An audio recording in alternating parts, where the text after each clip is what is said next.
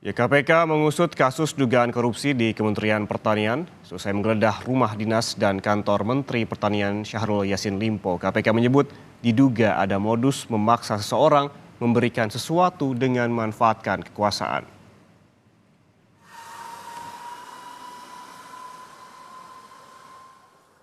KPK terus mengumpulkan bukti untuk mengusut kasus dugaan korupsi di Kementerian Pertanian.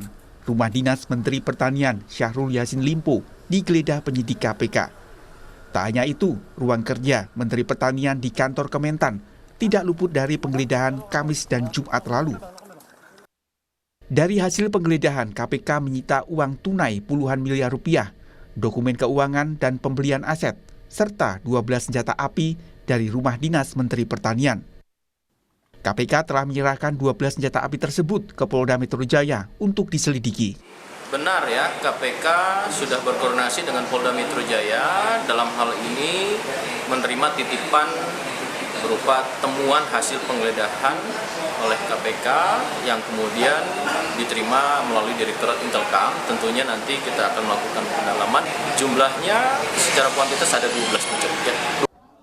KPK menyebut dalam kasus dugaan korupsi di Kementan ada upaya untuk menguntungkan diri sendiri secara melawan hukum atau menyalahgunakan kekuasaan memaksa seseorang memberikan sesuatu.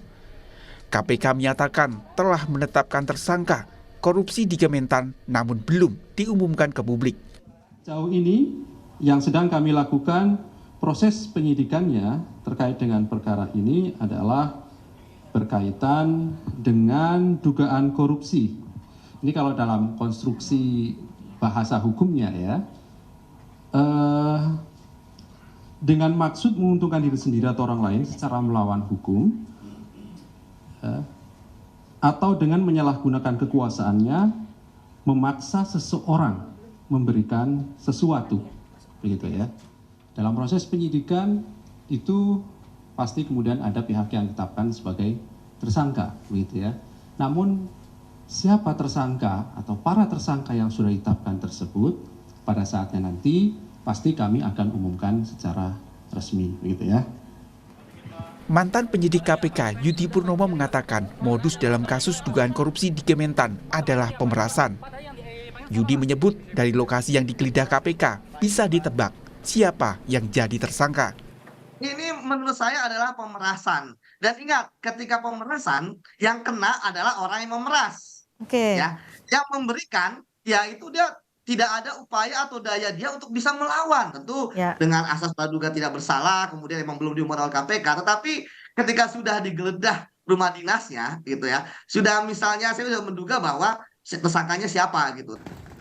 KPK menggeledah rumah dinas dan ruang kerja Menteri Pertanian saat Syahrul Yassin Limpo berdinas di luar negeri. Sebelumnya, Mentan Syahrul Yassin Limpo pernah diperiksa KPK 19 Juni lalu. Tim Liputan, Kompas TV.